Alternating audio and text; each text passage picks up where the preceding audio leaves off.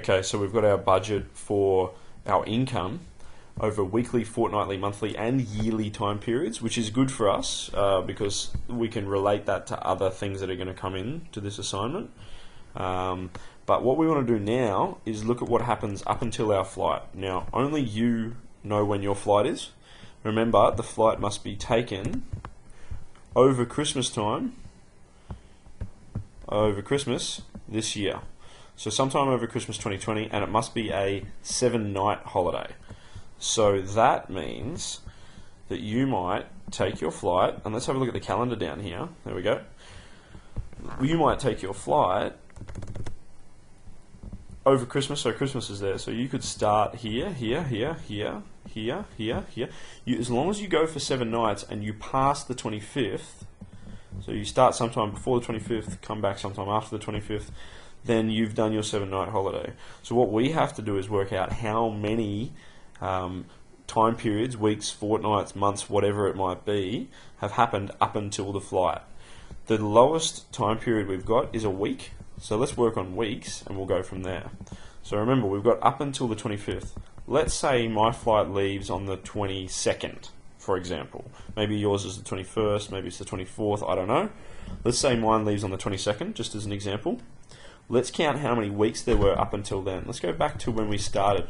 When did we start earning money? In the PSMT, it said, assume all values begin from the 1st of July 2020. Okay. Let's go back to here, and we'll start thinking about how many weeks that is. 1st of July is here. So that's 1 week, 2 week, 3 week, 4 weeks. Okay. 5 weeks, 6 weeks, 7 weeks, 8 weeks, 9 weeks, 10 weeks, 11 weeks, 12 weeks, 13 weeks, 14, 15, 16, 17 weeks, 18, 19, 20, 21, 22, 23, 24. I don't quite make 25 weeks. So I've got 24 weeks up until my flight leaves on that day. So what I'll do is I'll take my weekly amount and I'll just multiply it by 24. So I'm going to take this, go like this, multiplied by 24, and you get yourself an answer. So how much am I going to get from youth allowance up until my flight leaves?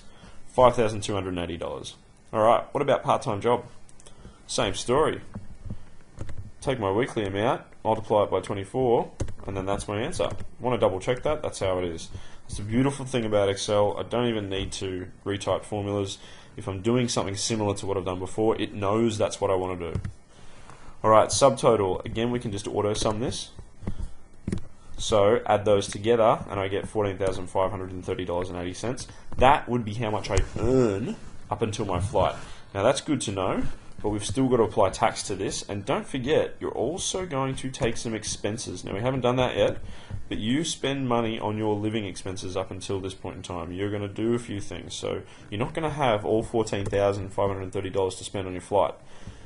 You're going to have to pay some tax and pay for your living costs along the way.